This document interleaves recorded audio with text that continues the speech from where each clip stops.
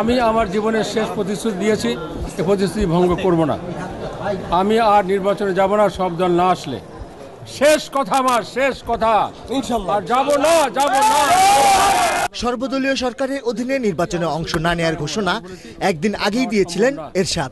একদিন পর নিজ বাসভবনে দলীয় নেতা ও মনোনয়নপত্র জমা দেওয়া প্রার্থীদের ডেকে জানালেন নির্বাচনে অংশ না নেয়ার কারণ। দেশের অবস্থা তুলে ধরে এরশাদ বলেন, দেশে নির্বাচন অনুষ্ঠানের মতো পরিবেশ নেই। সন্ত্রাস ছড়িয়ে পড়েছে গ্রামে গঞ্জে।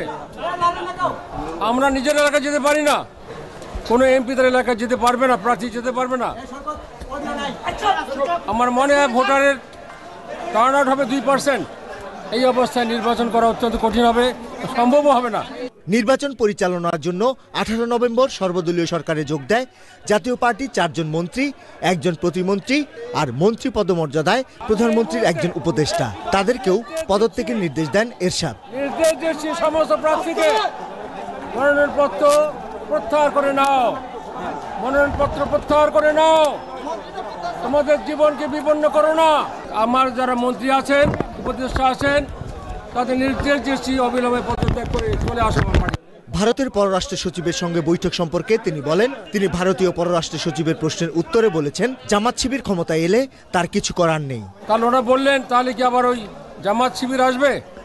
আমি তা জানি না কি আসবে, কিন্তু জামাত শিবির এখন যে দেশের অবস্থা, তাতে নর্মাল ইলেকশন করা কোনোভাবেই সম্ভব নয়। উনি তো অনেক ভালো ভালো কাজ করেছেন, দেশে হ্যাঁ ভালো কাজ করেছেন, আপনাদের সম্পর্ক উন্নয়ন করেছেন, কিন্তু রাজনীতি ঠিক করেন না উনি। সব সেক্টরকে হোস্টাইল করেছেন উনি। দেশের মানুষ ওনার পক্ষে নেই আজ।